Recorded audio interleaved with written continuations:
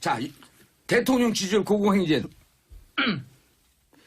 여전히 지금 70 중반대를 유지하고 있죠? 자, 이 의미를 먼저 분석을 해주세요. 네, 치타 형님이 먼저 좀 분석해 주세요. 네. 뭐 기본적으로 잘 하니까, 잘 하시니까. 근데 우리 치타 형님은 누구 찍었어요?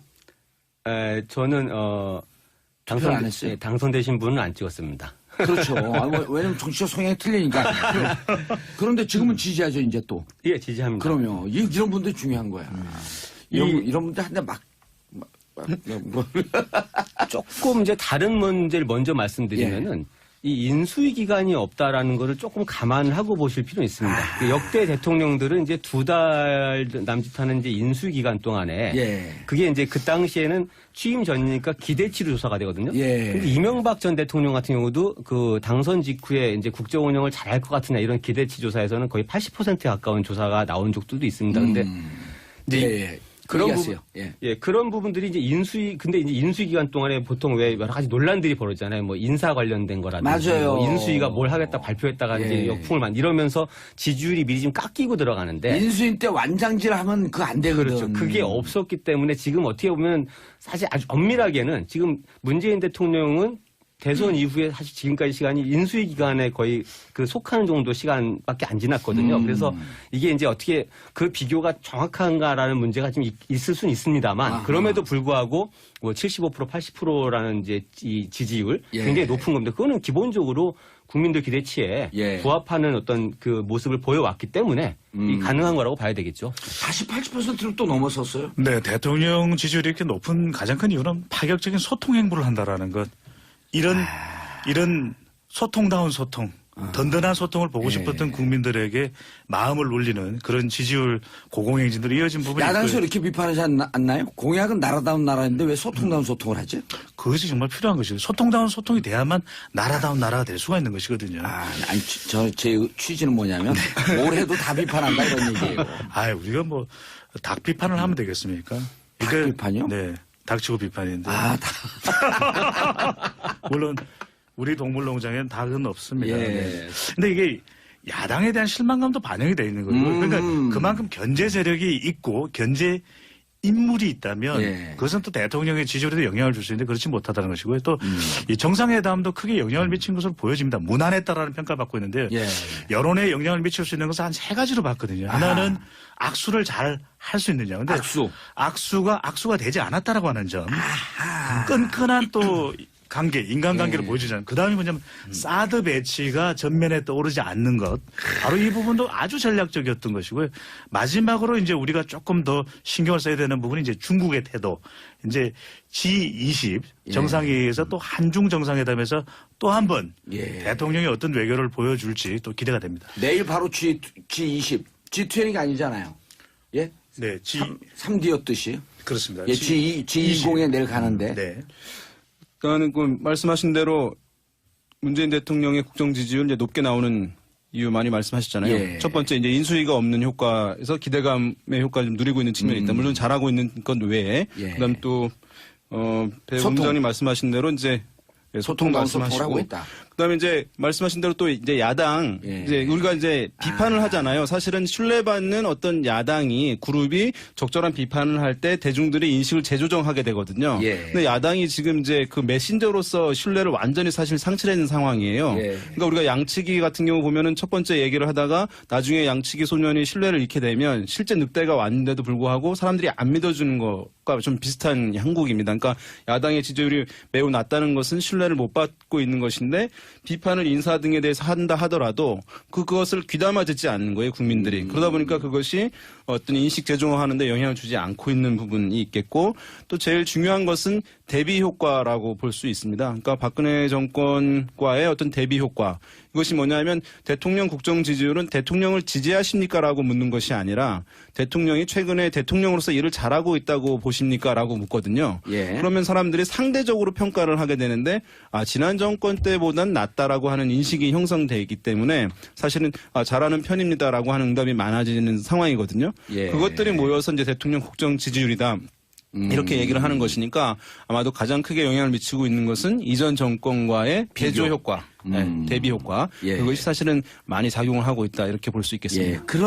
그런데 사실 이제 우리가 이번 대선 때 가장 언론에 대해서 관심이 높았던 게 뭐냐면 팩트 체크.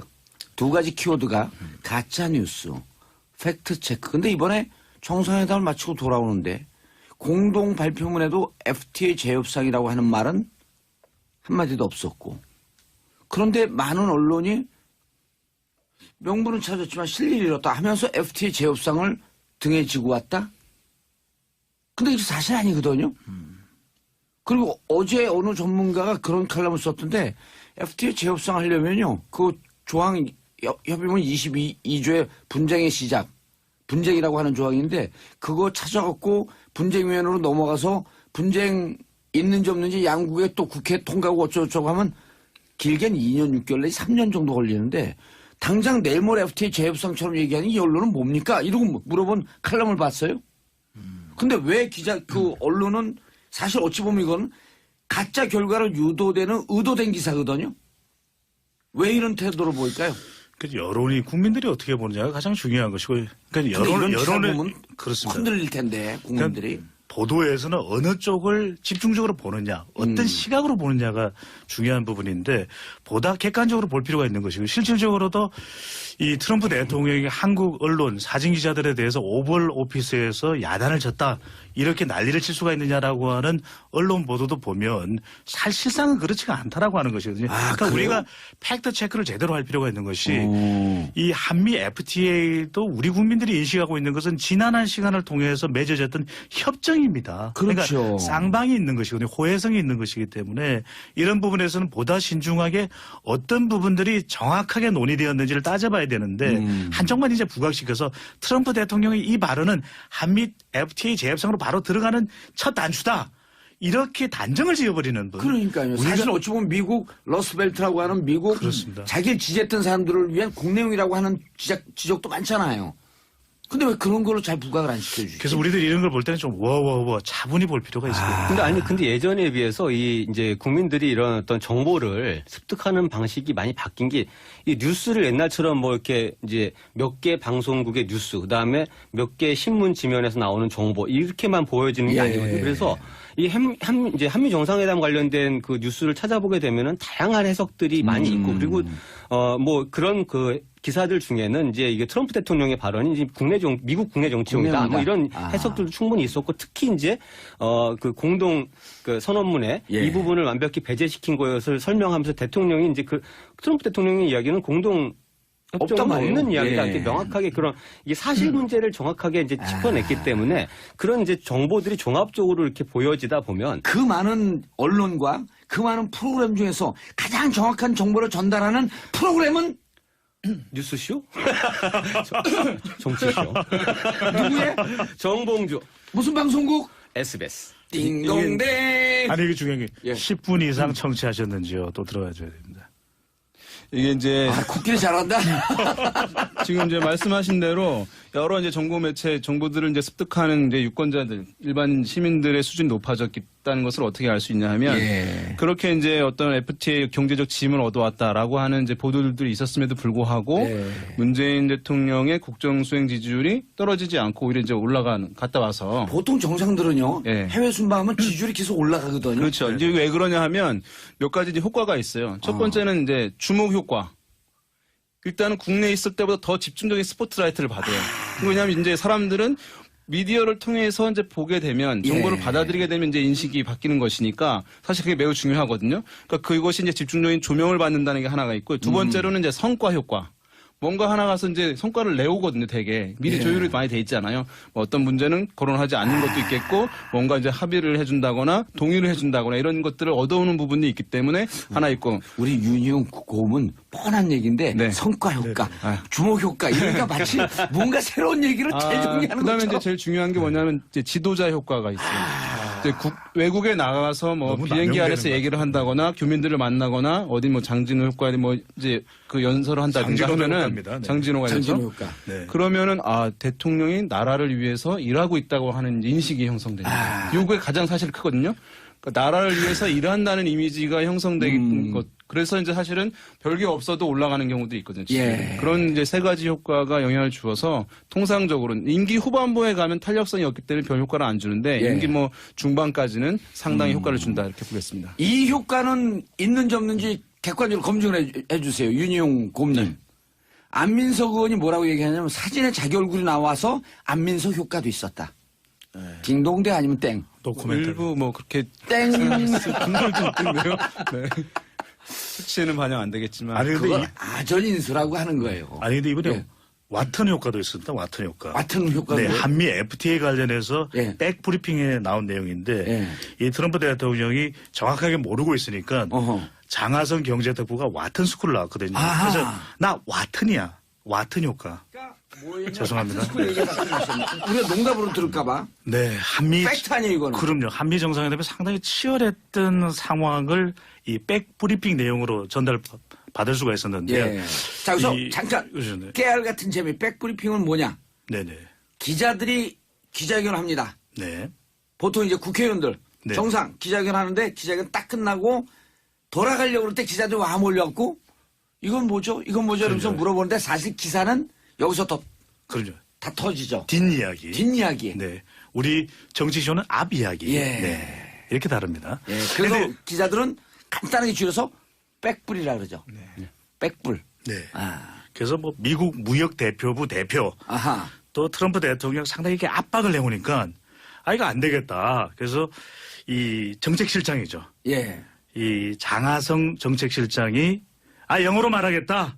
그랬더니 어허. 트럼프 대통령이 와튼 똑똑한 분 이러면서 아, 스마트 가이. 네 이게 트럼프 대통령이 와튼을 졸업을 했거든요. 펜실베니아 유펜에 와튼 경영 이 스쿨을 졸업했는데 그러니까 이제 얼마나 반가웠겠습니까? 학교 이름도 와튼인데 장하성 내 동문 왔던 같은 아니고 왔던 죄송합니다. 네.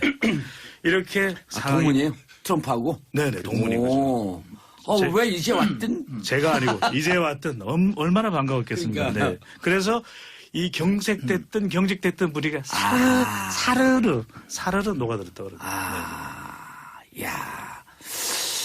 또 이제 이 장하성 정책실장이 이 책을 펴냈는데 중국어로 펴냈는데 사드 보복 때문에 중국에서 책이 판매가 안 된다 그러니까 이 정상회담에 참석을 했던 미국 쪽 또 인사 한 명이 그럼 영어로 미국에서 내라. 그러니까 트럼프 대통령이 안 된다. 미국에서 또 그거 하면 또 우리 또 무역 불균형이다.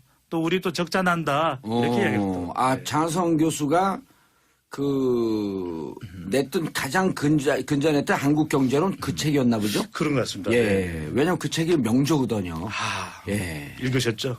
저는 일단 책이 나오면 무조건 읽죠. 네. 책 제목을. 알겠습니다. 왔던. 예. 네. 이제 왔던 스쿨. 네. 아하. 자, 국민의당이 핫한가요? 자유한국당이 핫한가요? 여론조사 전문가들이 어디가 핫한지 여론조사 해보고 오셨을 거 아니야. 그죠?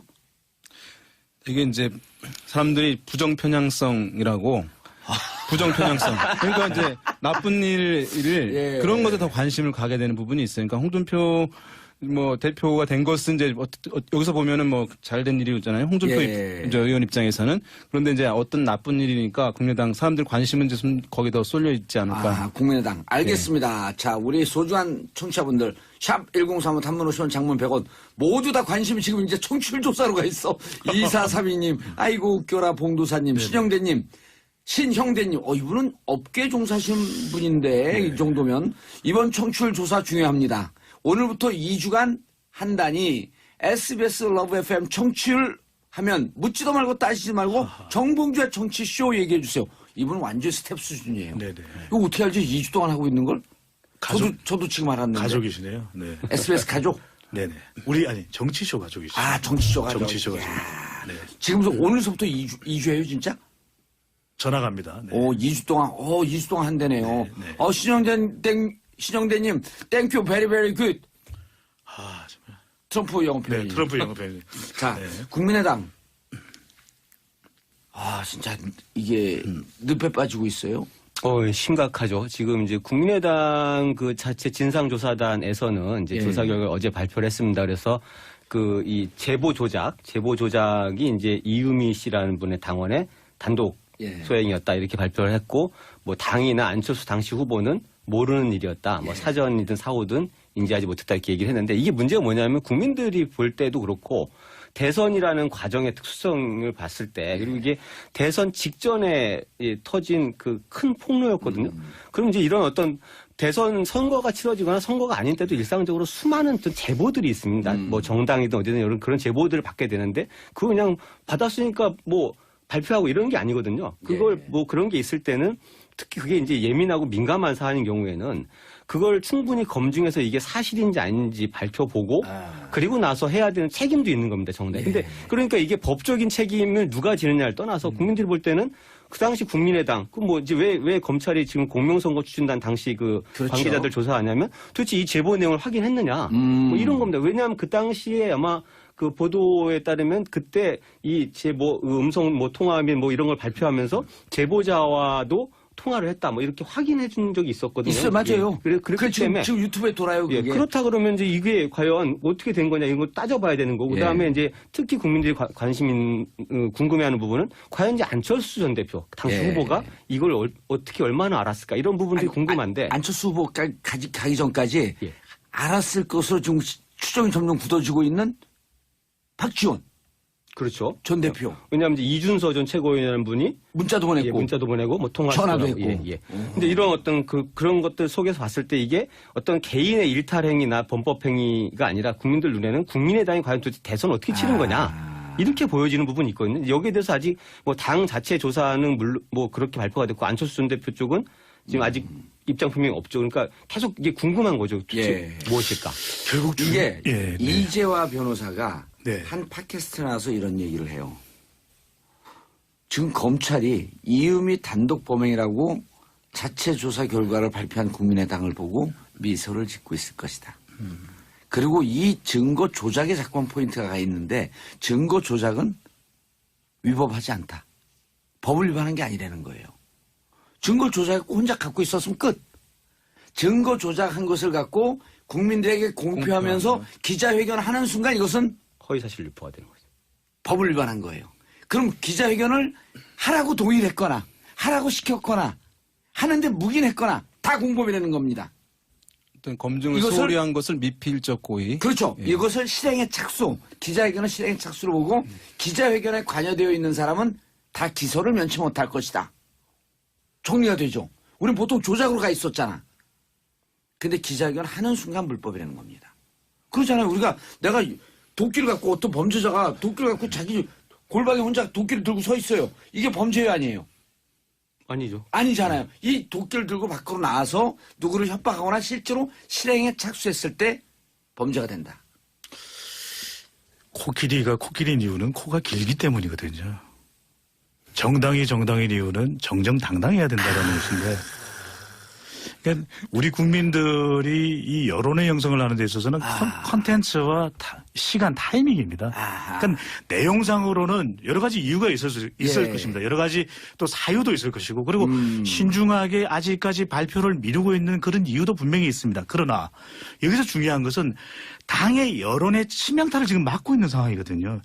이 국민의당이 중요한 이유는 호남 기반이 중요하고 또 이 중도층 기반을 계속해서 붙들고 가야 되는데, 시간이 계속 흘러가면 흘러갈수록 이 골든타임이 가고 있는 것입니다. 심폐소생을 더 이상 할 수가 없는 것이거든요. 골든타임도 갖고 실버타임도 가고 있는 것 같은데. 그렇습니다. 뭐 브론즈 타임도 가고 있는. 브론즈 타임도 가고 이 있고. 상황에서 중요한 것은, 국민들이 지켜보는 것은 무슨 이유가 있었다 하더라도 검증의 책임은 반드시 있는 것이거든요. 검증. 그렇죠. 네. 검증. 그래서 정정당당해야 된다라는 것이 정당을 바라보는 입장이다. 그래서 저는 이 이슈에서 다른 것보다는 여론의 결정적인 영향을 볼 수가 있는 것은, 변화를 볼 수 있는 것은 시시비비 따집시오. 하지만 더 중요한 것은 정당의 가장 큰 책임, 검증. 정당은 검증, 정치쇼는 청취율. 네.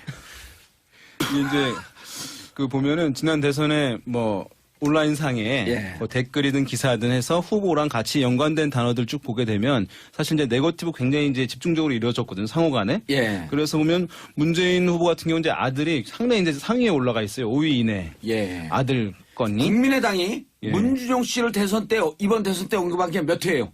돌발 퀴즈. 98회. 네. 그래서 어마어마하게 한 거죠? 치타님.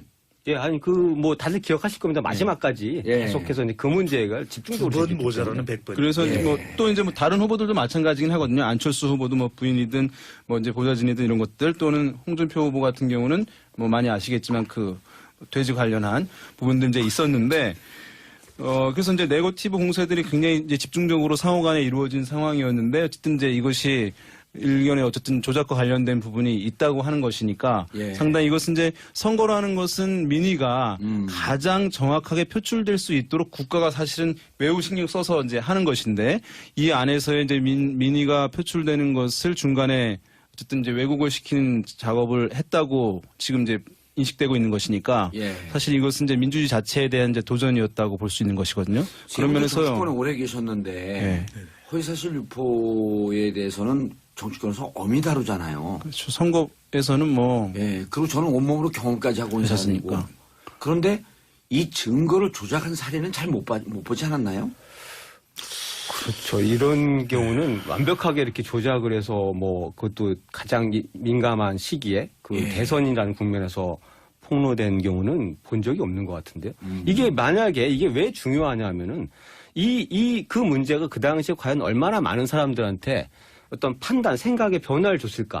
만약에 이게 대선 결과에 영향을 미쳤다고 생각해보면 이거는 뒤집을 수가 없는, 예. 걷잡을 수가 없는 문제잖아요. 그렇기 때문에 이 행위 자체가 굉장히 엄중한 거고, 거기에 대해서 아까 이제 뭐, 그 정당의 어떤 범법 얘기했으면 범법은 아니더라도 적어도 치명적인 과실은 범한 거죠. 국민의당이 그걸 만약에 검증을 내지 못하거나 부실하게 검증한 채 발표했다라고 하면은 예. 적어도 이런 과실이라는 측면에서 책임을 명키가 어려운 상황인 거죠. 아니 예를 들어 우리 이상일 그 대표께서 옆에 이제 윤용 대표가 있는데 윤용 대표가 와갖고 야 내 친구 누가 그 사람을 패고 가지고 그냥 막 중상을 입혔대. 그럼 그 얘기를 바로 저한테 옮기겠어요? 바로 못 옮기잖아요. 그 친구가 공인인데 그럼 윤용 대표 그 얘기 어디서 들었어요? 내가 들었어. 그럼 윤용을 대표를 믿기 때문에 나한테 그냥 바로 전달하나요? 아니잖아요. 그렇지 않죠. 그 사람 공인인데 중상을 입혔다. 왜 중상 모략이래요. 그건. 중상벌해야 되는 거죠? 네네. 말이 안 되는 거죠. 그럼 당신이 봤어? 확인했어? 이렇게 일반적인 관계도 그런데 이땐 당이 선거에 중요한 정보인데 팩트 체크입니다. 이거를 이준서 최고위원은 믿으니 그냥 발표했다? 난 이게 상식이잖아요. 그러니까 큰 이슈든 작은 이슈든 예. 선거에서 조작이라는 것은 있을 수가 없는 일인데 그럼에도 불구하고 저럼에도 불구하고 이것이 또 큰 이슈였다라는 겁니다. 치명적인 이슈가 될 수도 있었기 때문에 더 사실은 검증의 무게를 두었어야 되는 것이거든요. 예. 그러려니 하고 믿어서는 안 되는 이슈였다라고 하는 것이죠. 국민의당이 이제 그 운명이 어떻게 될 것 같아요? 자, 요 이슈가 계속 이제 물고 늘어지고 재판이 붙으면서 계속 가는데 바로 이제 지방선거는 지금 시작이 됐어요 이미. 각 회사로도 지금 계속 문의가 들어오잖아요. 나 이번 지방선거 준비하는데 여론조사나 뭐 이런 등등 어떻게 준비해야 되겠습니까? 벌써 문의들이 밀려 들어오기 시작하고 있거든요. 저는 이 대목에서 제일 중요한 게 예. 우리 정치조가 가장 소중하게 생각하는 분들은 청취자입니다. 예. 정당이 가장 소중하게 생각해야 될 분들은 유권자거든요. 유권자죠. 저는 이번 상황을 보면서 자꾸만 기시감, 데자뷰가 드는 게 2004년에 천막당사입니다. 당이 오명을 씻어내기 위해서는 완전히 그라운드 제로에서 시작을 해야 되는 것이거든요. 모든 걸 내려놓고 예. 모든 걸 국민들에게 이 고백을 하고 예. 있는 그대로 저는 뭐 없는 걸 더 있다라고 하는 것도 말이 안 되는 것이고 그랬을 때 여론이 되살아날 수가 있는 것이거든요. 저는 예. 그 반전 모멘텀의 꼭지를 만들어내는 것이 반드시 필요하다고 보여집니다. 그러니까 지금 이제 국민의당 브랜드의 어떤 신뢰도 많이 이제 상실된 것이기 예. 때문에 이건 본질과 관련된 문제잖아요. 그래서 훼손된 상황이기 때문에 선거에서 아마 국민의당 간판으로 출마하고자 하려던 이제 의향자들 상당히 이제 고민할 수밖에 없는 상황이기 때문에 그게 이제 가장 큰 위기예요. 예, 그런 상황 그렇게 되면 예전에 이제 바른정당으로 이제 이탈했다 다시 복귀한 사람들 같은 경우는 국회의원 밑에 뭐 밑이라고 하긴 그렇습니다만은 시의원, 도의원, 광역의원들, 기초의원들이 우리 공천 때문에 다시 돌아가야 되겠다. 민주당으로. 아니요, 자유한국당으로 바른정당. 예. 그러니까 그렇죠. 그것을 그러면 그 사람들이 없게 되면 다음 총선에서 자기 손발이 없는 것이기 때문에 그 이유 때문에 다시 바른정당으로 나왔던 사람들이 자유한국당 돌아간 갔죠. 것이거든요. 예. 그러니까 지금 같은 경우도 이제 국민의당 보면은 이 간판으로 하기 힘들고 그 기초의원, 광역의원들의 움직임이 있을 것이기 때문에 예, 이미 탈당한 그러면은 상당이잖아요, 벌써. 상당히 이제 뭐 일각은 민주당과의 어쨌든 통합 연대 논의 흐름이 있을 테고 또 일각에서는 같이 하기 힘든 그룹들이 있거든요. 그런 그룹들은 오히려 또 바른정당과 또 연대 통합 논의 이렇게 두 가지 흐름들이 생겨날 가능성이 좀 있지 않을까. 국민의당은 이제 이게 양쪽으로 당분간 어쨌든 이거 90년을 갖고 끌고 가려고 할 텐데 그것이 이제 리더십을 발휘할 수 있는 지금 인물이 충분하지 않기 때문에 상당히 지금 좀 뭐 공경에 처해 있는 상황이라고 볼 수 있겠습니다. 90명이 아니라 30명. 90력. 90력. 아, 예, 그걸 이제 리더십을 발휘할 수 있는 이 원심력들을 자극할 수 있는. 아유, 뭐 이렇게 진행자가 뭐 무식하다는 뜻으로 셋이 지금 막 낄낄거리고 웃는데 이런 분위기에서 제가 계속 방송을 해야 하는지 자괴감이 드네요. 자기가 되지만 청취자를 위해서 제가 또 그래서 힘내야죠. 네. 자, 넷이다 한번 화이팅 한번 할까요? 하나, 네. 둘, 셋 하면 화이팅 한번 해주시죠. 알겠습니다. 하나, 둘, 셋. 화이팅! 전 안 했습니다. 이렇게 저희 자, 홍준표 당대표가 됐어요. 근데 나오면서 첫 마디가 뭐냐면 조작된 여론조사 탄핵하겠다? 이런 발언을 했어요. 예, 뭐 그 대선 때도 그 이야기 잘하시잖아요. 많이 했었죠. 홍준표 그래서 대표 잘하시죠? 잘은 모릅니다. 친하시죠? 얼굴은 뵌 적이 있는데요. 아, 근데 이게 저는 그냥 아주 단순한 것 같아요. 지금 이제 조작된 여론조사 뭐 이야기하면서 문재인 대통령의 그 엄청난 지지율 어허. 또 뭐 호남 지역에서 뭐 90 뭐 몇 퍼센트가 예. 나온 이게 과연 뭐 정상적인 조사냐라고 이야기를 그 홍준표 대표께서 하고 계시는데 예.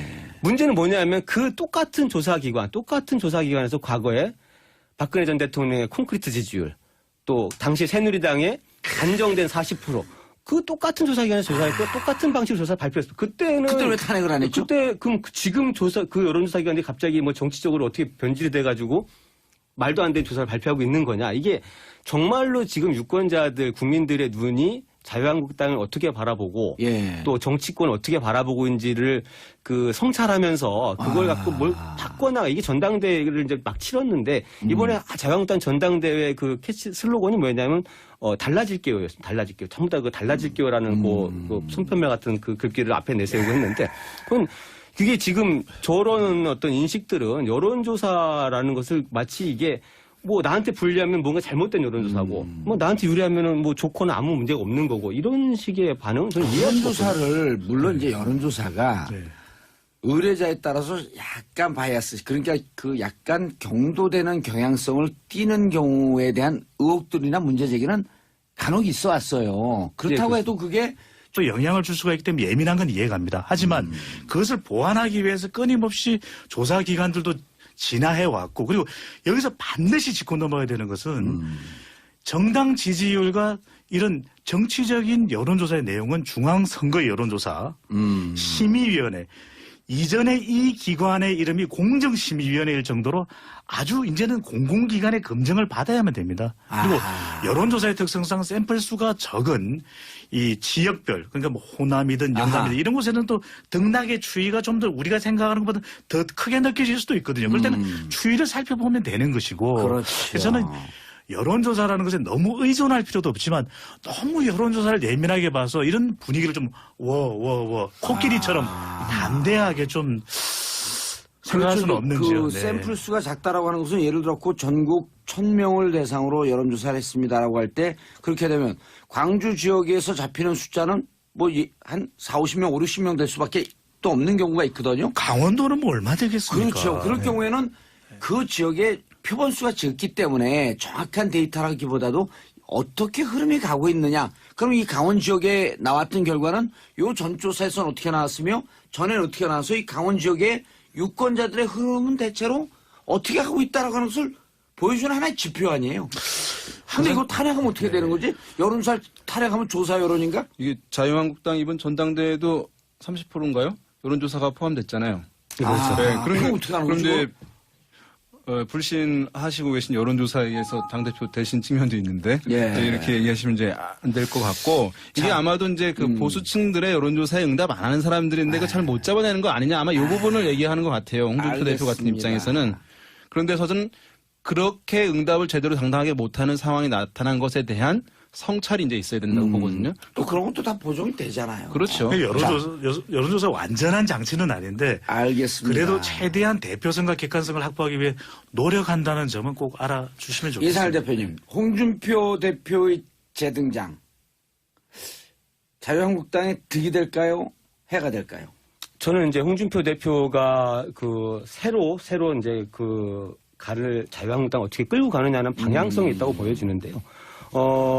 뭐 이제 예를 들어서 그동안 이제 뭐 전당대회를 통해서 계속해서 혁신, 쇄신, 변화를 얘기를 했습니다. 과정 속에서. 그러면 정말로 이제 홍준표 대표가 이게 이 상태로 자유한국당 뭐 100석이 넘는 이제 거대 정당인데 이렇게 갈 수 없다라는 판단하고 만약에 뭐 과감한 어떤 인적 쇄신, 세대 교체 또 이 합리적 보수라는 평가를 들을 수 있는 어떤 노선의 정리 이런 것들을 보관해 갖고 있었고 그게 전당대회 과정에서는 좀 더 뭐 과격한 내지는 격한 발언으로 그 주목을 받았지만 실제로 당을 그렇게 변화시키고자 한다면 저는 뭐 국민들도 이게 충분히 다시 자유한국당을 볼 수 있는, 예. 바라볼 수 있는 계기를 만들 수 있다고 보여지는데요. 지금 기존의 어떤 이 메시지들처럼, 오로지 이제 안보에 좀 집착하는 부분, 또 뭐 지금 출범한 지 뭐 얼마 되지도 않은 문재인 정부를 이제 주사파 운동권 예. 정부다. 이렇게 낙인 찍는 이런 식의 어떤 대립각 세우고 이런 식으로 갔을 때는 과연 달라질 수 있을까? 이 갈림길이 저는 있다고 보여지거든요.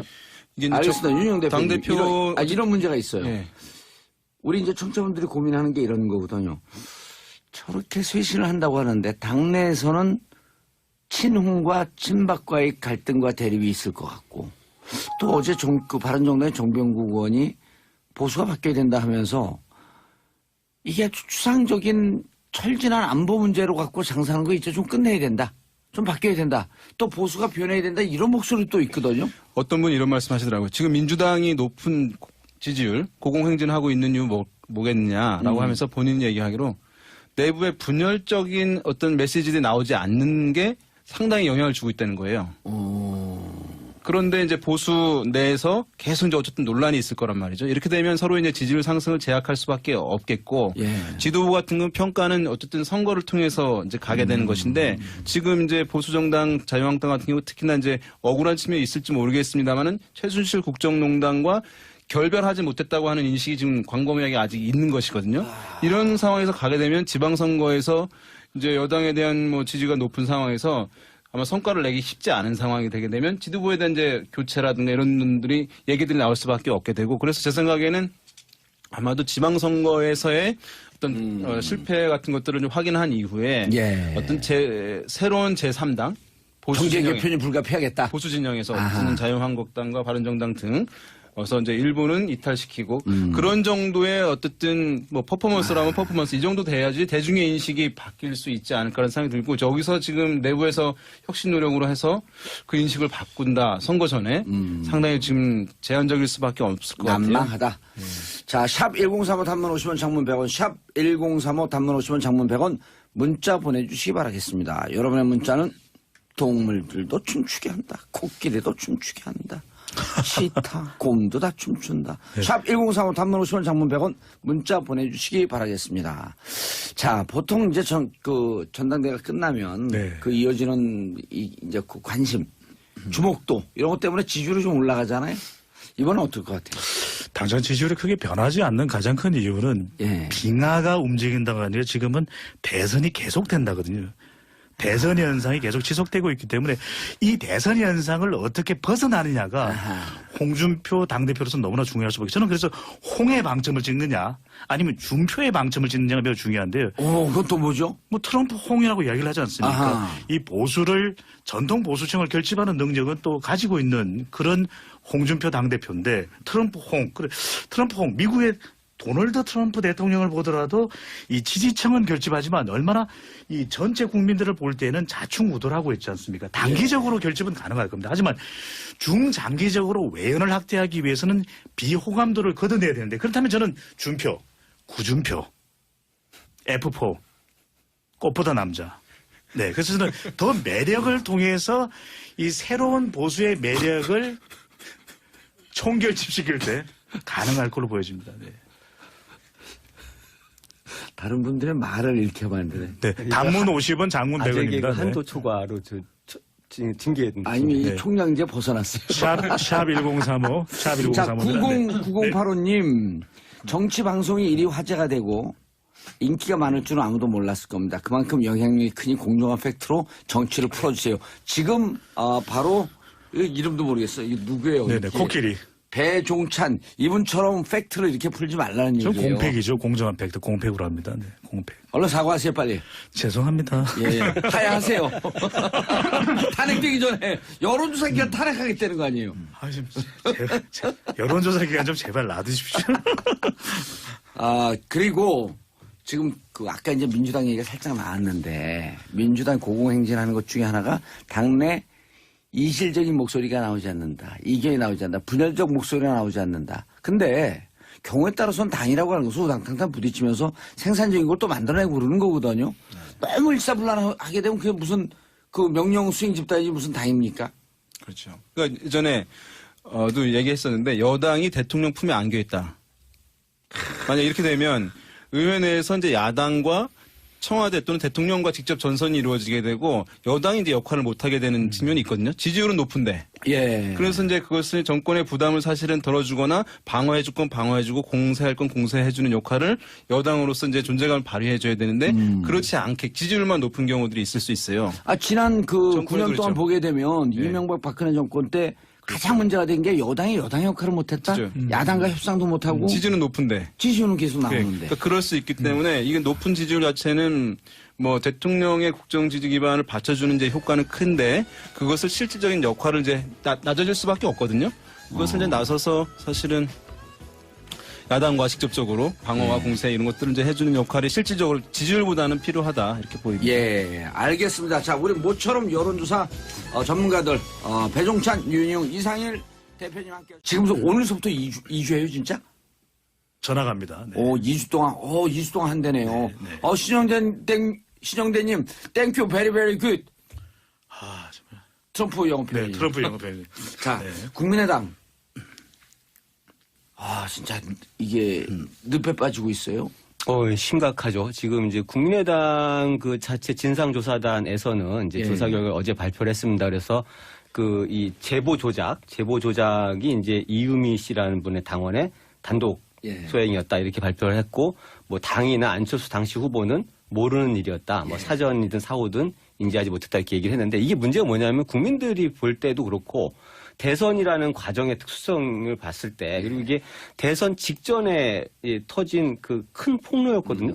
그럼 이제 이런 어떤 대선 선거가 치러지거나 선거가 아닌 때도 일상적으로 수많은 어떤 제보들이 있습니다. 뭐 정당이든 어디든 이런 그런 제보들을 받게 되는데 그거 그냥 받았으니까 뭐 발표하고 이런 게 아니거든요. 그걸 뭐 그런 게 있을 때는 특히 그게 이제 예민하고 민감한 사안인 경우에는 그걸 충분히 검증해서 이게 사실인지 아닌지 밝혀보고 그리고 나서 해야 되는 책임도 있는 겁니다, 정당에. 근데 그러니까 이게 법적인 책임을 누가 지느냐를 떠나서 국민들이 볼 때는 그 당시 국민의당, 뭐 이제 왜 검찰이 지금 공명선거 추진단 당시 그렇죠. 관계자들 조사하냐면 도대체 이 제보 내용을 확인했느냐 뭐 이런 겁니다. 왜냐하면 그 당시에 아마 그 보도에 따르면 그때 이 제보 음성 뭐 통화 및 뭐 이런 걸 발표하면서 제보자와도 통화를 했다 뭐 이렇게 확인해 준 적이 있었거든요. 있어요, 맞아요. 그렇기 때문에 지금 유튜브에 돌아요. 그게. 그렇다 그러면 이제 이게 과연 어떻게 된 거냐 이거 따져봐야 되는 거고 그다음에 이제 특히 국민들이 궁금해하는 부분은 과연 이제 안철수 전 대표 당시 후보가 이걸 어떻게 얼마나 알았을까 이런 부분들이 궁금한데 안철수 후보까지 가기 전까지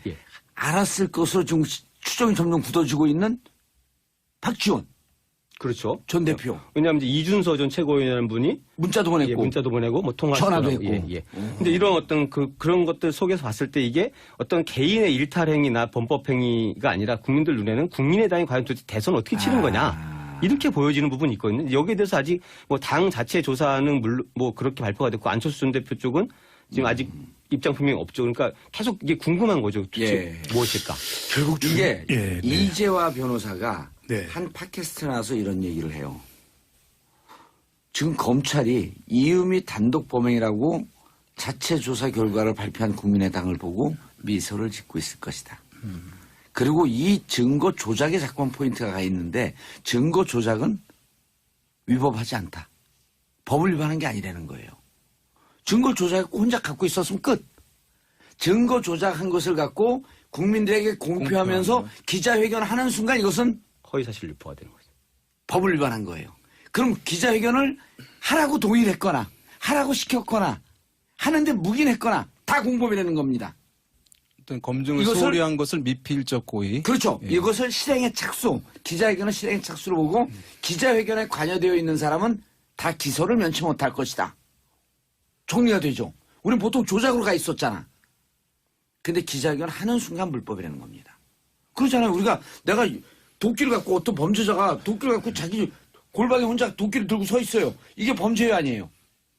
아니죠. 아니잖아요. 이 도끼를 들고 밖으로 나와. 네. 그다음 또 배 소통. 본부장님 말씀하신 대로 이제 소통 소통을 말씀하시고 하고 있다. 그다음에 이제 말씀하신 대로 또 이제 야당 예. 이제 우리가 이제 비판을 하잖아요. 사실은 신뢰받는 어떤 야당이 그룹이 적절한 비판을 할 때 대중들의 인식을 재조정하게 되거든요. 예. 근데 야당이 지금 이제 그 메신저로서 신뢰를 완전히 사실 상실하는 상황이에요. 예. 그러니까 우리가 양치기 같은 경우 보면은 첫 번째 얘기를 하다가 나중에 양치기 소년이 신뢰를 잃게 되면 실제 늑대가 왔는데도 불구하고 사람들이 안 믿어주는 것과 좀 비슷한 형국입니다. 그러니까 야당의 지지율이 매우 낮다는 것은 신뢰를 못 받고 있는 것인데 비판을 인사 등에 대해서 한다 하더라도 그것을 귀담아 듣지 않는 거예요, 국민들이. 그러다 보니까 그것이 어떤 인식 재조정하는데 영향을 주지 않고 있는 부분이 있겠고 또 제일 중요한 것은 대비 효과라고 볼 수 있습니다. 그러니까 박근혜 정권과의 어떤 대비 효과.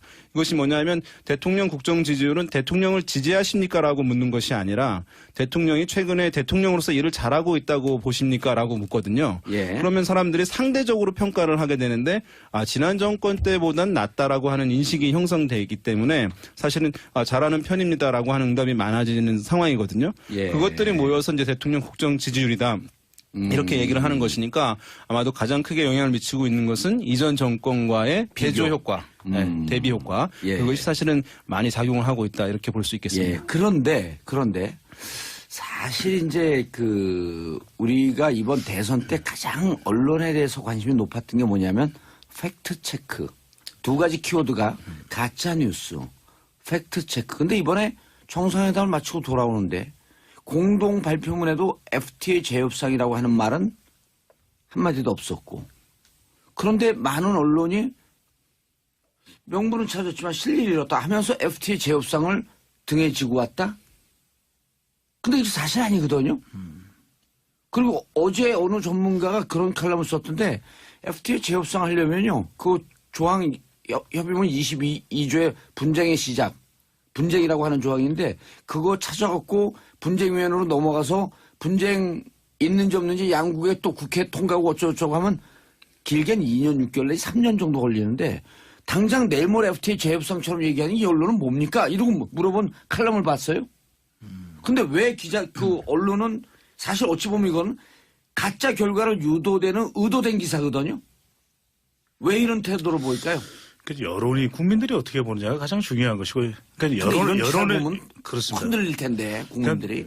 보도에서는 어느 쪽을 집중적으로 보느냐, 어떤 시각으로 보느냐가 중요한 부분인데 보다 객관적으로 볼 필요가 있는 것이고 실질적으로도 이 트럼프 대통령이 한국 언론 사진 기자들에 대해서 오벌 오피스에서 야단을 쳤다 이렇게 난리를 칠 수가 있느냐라고 하는 언론 보도도 보면 사실상은 그렇지가 않다라고 하는 것이거든요. 그러니까 그래요? 우리가 팩트 체크를 제대로 할 필요가 있는 것이 이 한미 FTA도 우리 국민들이 인식하고 있는 것은 지난한 시간을 통해서 맺어졌던 협정입니다. 그렇죠. 그러니까 쌍방이 있는 것이거든요. 호혜성이 있는 것이기 때문에 이런 부분에서는 보다 신중하게 어떤 부분들이 정확하게 논의되었는지를 따져봐야 되는데 한쪽만 이제 부각시켜서 트럼프 대통령의 이 발언은 한미 FTA 재협상으로 바로 들어가는 첫 단추다.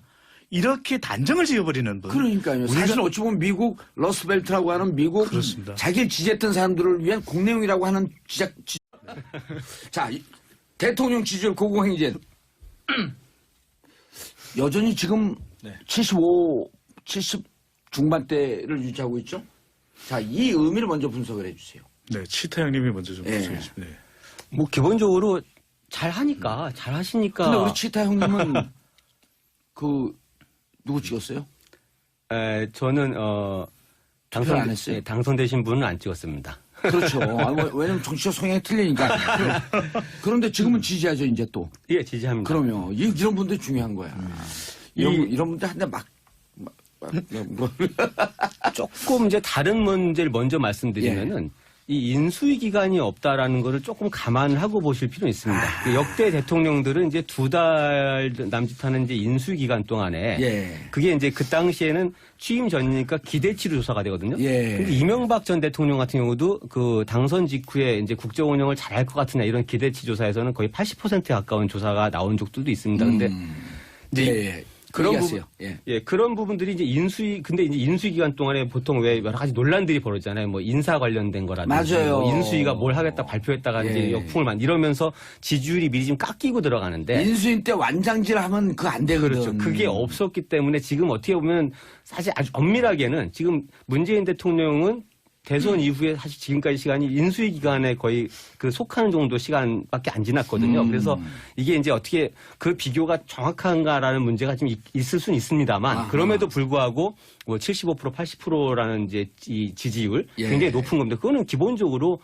국민들 기대치에 부합하는 어떤 그 모습을 보여왔기 때문에 이 가능한 거라고 봐야 되겠죠. 다시 80%를 또 넘어섰어요. 네, 대통령 지지율이 이렇게 높은 가장 큰 이유는 파격적인 소통 행보를 한다라는 것. 이런 소통다운 소통, 든든한 소통을 보고 싶었던 국민들에게 마음을 울리는 그런 지지율 고공행진으로 이어진 부분이 야당에서 있고요. 이렇게 비판하지 않나요? 공약은 나라다운 나라인데 왜 소통다운 소통을 하지? 그것이 정말 필요한 것이죠. 소통다운 소통이 돼야만 나라다운 나라가 될 수가 있는 것이거든요. 아니, 제 취지는 뭐냐면 뭘 해도 다 비판한다 이런 얘기예요. 우리가 뭐 닭 비판을 하면 되겠습니까? 닭 비판이요? 네. 닭치고 비판인데. 물론 우리 동물농장에는 닭은 없습니다. 근데 이게 야당에 대한 실망감도 반영이 되어 있는 거고 그러니까 그만큼 견제 세력이 있고 견제 인물이 있다면 그것은 또 대통령의 지지율에도 영향을 줄 수 있는데 그렇지 못하다는 것이고요. 또 이 정상회담도 크게 영향을 미친 것으로 보여집니다. 무난했다라는 평가를 받고 있는데요. 여론에 영향을 미칠 수 있는 것은 한 3가지로 봤거든요. 하나는 악수를 잘 할 수 있느냐. 근데 악수가 되지 않았다라고 하는 점. 끈끈한 또 관계, 인간관계를 보여주잖아요. 그 다음이 뭐냐면 사드 배치가 전면에 떠오르지 않는 것. 바로 이 부분도 아주 전략적이었던 것이고요. 마지막으로 이제 우리가 조금 더 신경을 써야 되는 부분이 이제 중국의 태도. 이제 G20 정상회의에서 또 한중 정상회담에서 또 한 번 대통령이 어떤 외교를 보여줄지 또 기대가 됩니다. 내일 바로 G20. G20가 아니잖아요. 예? 네, 3D였듯이. 그렇습니다. G20에 내일 가는데. 네. 그러니까는 그 말씀하신 대로 문재인 대통령의 국정 지지율 이제 높게 나오는 이유 많이 말씀하셨잖아요. 첫 번째 이제 인수위가 없는 효과에서 기대감의 효과를 좀 누리고 있는 측면이 있다. 물론 잘하고 있는 건 외에. 지적도 많잖아요.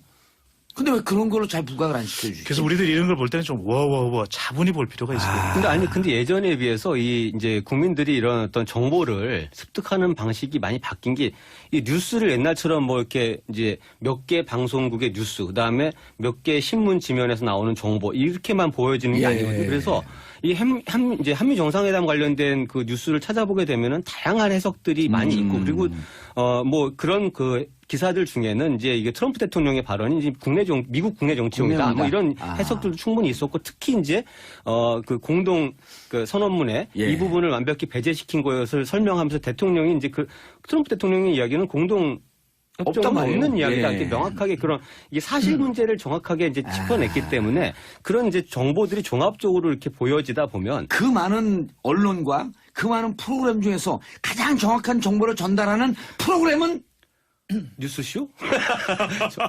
정치쇼. 누구의? 정봉주.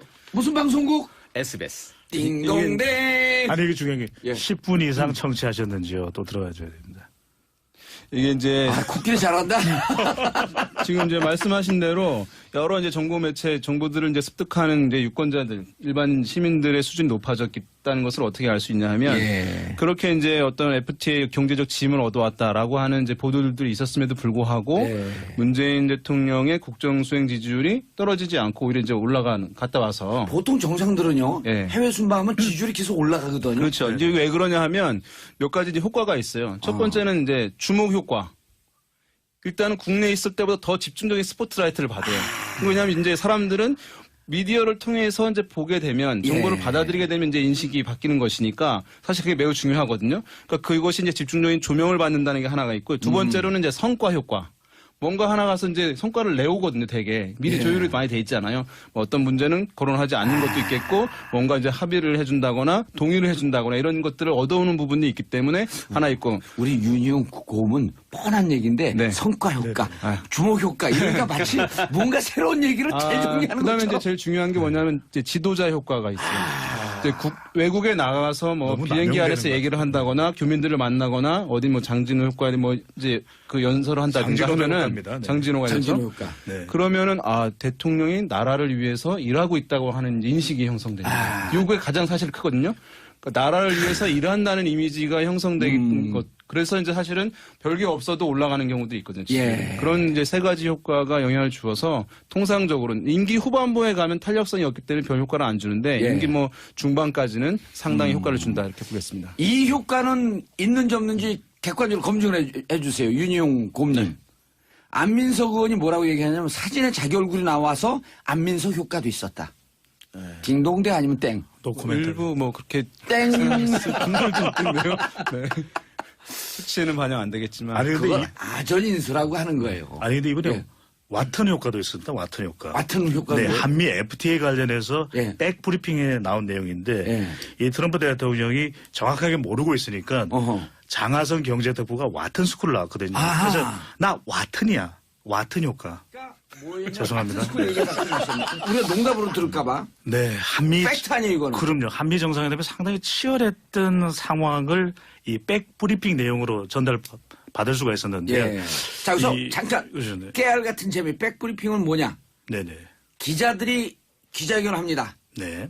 보통 이제 국회의원들 네. 정상 기자회견 하는데 기자회견 딱 끝나고 돌아가려고 그럴 때 기자들이 와 몰려갖고 이건 뭐죠? 이건 뭐죠? 이러면서 그럼요. 물어보는데 사실 기사는 여기서 그럼요. 다 터지죠. 뒷이야기. 뒷이야기. 네. 우리 정치쇼는 앞 이야기. 예. 네. 이렇게 다릅니다. 예, 그래서 근데- 기자들은 간단하게 줄여서 백불이라 그러죠. 백불. 네. 아, 그래서 뭐 미국 무역 대표부 대표 아하. 또 트럼프 대통령 상당히 이렇게 압박을 내오니까 이거 안 되겠다. 그래서 이 정책실장이죠. 예. 이 장하성 정책실장이 영어로 말하겠다. 그랬더니 어허. 트럼프 대통령이 와튼 똑똑한 분 이러면 아, 스마트 가이. 네 이게 트럼프 대통령이 와튼을 졸업을 했거든요. 펜실베니아 유펜에 와튼 경영 이 스쿨을 졸업을 했는데 그러니까 이제 얼마나 반가웠겠습니까? 학교 이름도 와튼인데 장하성 내 동문 왔던 같은 아니고 왔던 죄송합니다. 네. 이렇게 동문이에요? 트럼프하고? 네네 동문인 거죠. 오. 왜 이제 왔든? 제가 아니고 이제 왔던 얼마나 반가웠겠습니까. 그러니까. 네. 그래서 이 경색됐던 경직됐던 분위기가 사르르 녹아들었다고 그러거든요. 야.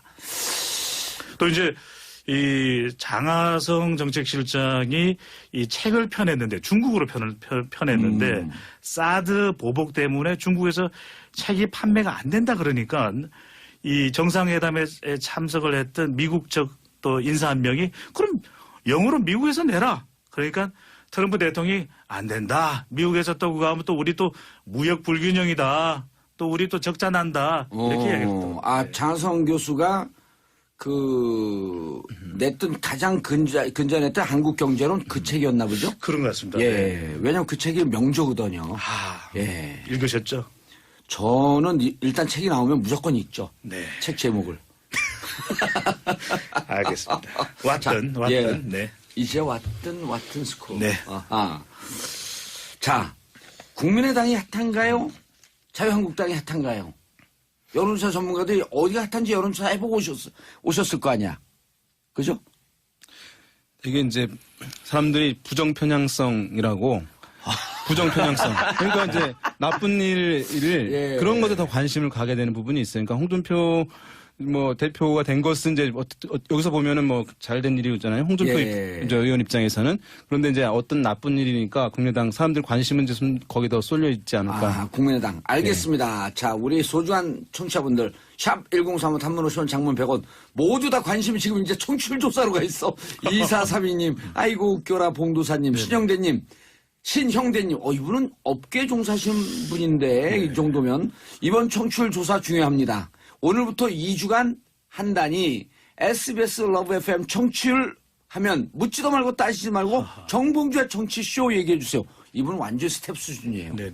이거 어떻게 알죠? 2주 동안 하고 있는 걸? 저도 지금 알았는데. 가족이시네요. 네. SBS 가족? 네네. 정치쇼 가족이시죠. 정치쇼 가족. 정치쇼 가족. 네.